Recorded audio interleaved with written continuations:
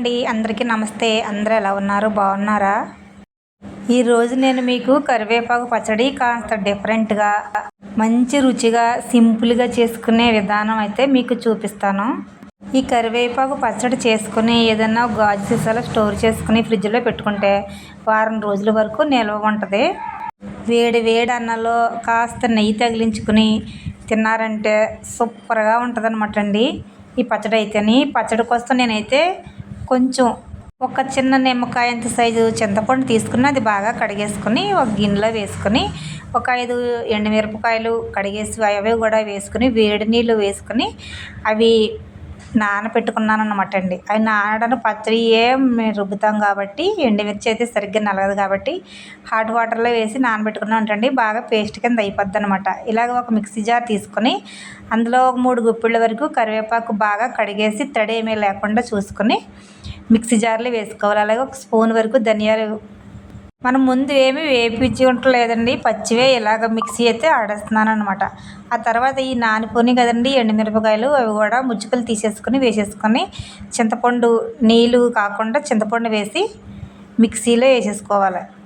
ఇలా కరివేపాకు పచ్చడి అంటే అన్నీ ముందు నూనెలో వేపేసుకొని తర్వాత మిక్సీ వేసుకుంటాం కదండి, అలా కాకుండా కాస్త డిఫరెంట్గా ఇలాగ నేను పచ్చిగా ముందు మిక్సీ ఆడేసుకుంటున్నాను అనమాట.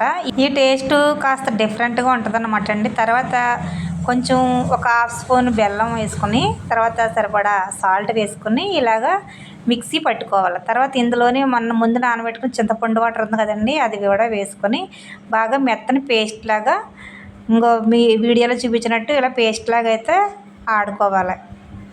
ఇలా మెత్తని పేస్ట్గా చేసేసుకొని పక్కన పెట్టేసుకోండి. తర్వాత స్టవ్ వెలిగించుకొని ఒక మూగుడు పెట్టుకొని ఇందులో కాస్త ఆయిల్ ఎక్కువే పడుతుంది, పచ్చడి కదండి. పచ్చడి ఇందులో ఉడవడం వల్లనే పచ్చడికి కొంచెం ఆయిల్ ఎక్కువే పడుతుంది అనమాట.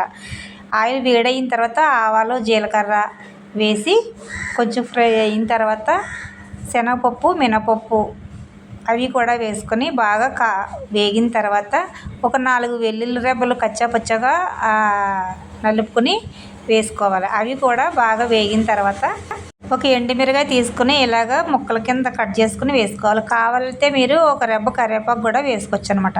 ఇవి బాగా వేగిన తర్వాతే కరివేపాకు పచ్చడి పేస్ట్ ఉంది కదండి, అది నూనెలో వేసేసుకోవాలి. మీడియం ఫ్లేమ్లో కానీ సిమ్లో కానీ పెట్టుకుని వేయించుకోవాలి. పచ్చడి చేస్తాం కదండి మనం, పేస్ట్ లాగా ఉంది కదా, అది గిన్నెకి అంటుకుపోతుంది అనమాట.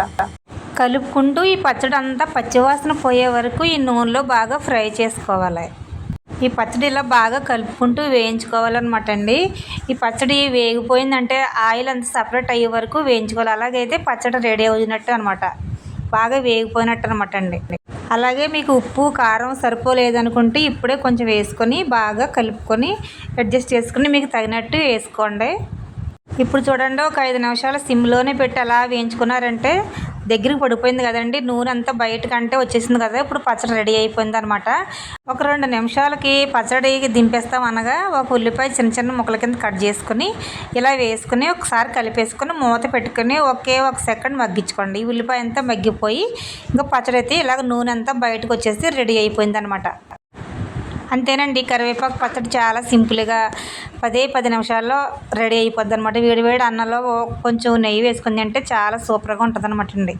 ఈ రెసిపీ నచ్చిందంటే ఈ వీడియోకి లైక్ చేసి షేర్ చేసి సబ్స్క్రైబ్ చేసుకోండి. ఇంకో మంచి వీడియోతో మళ్ళీ వస్తాను. బాయ్.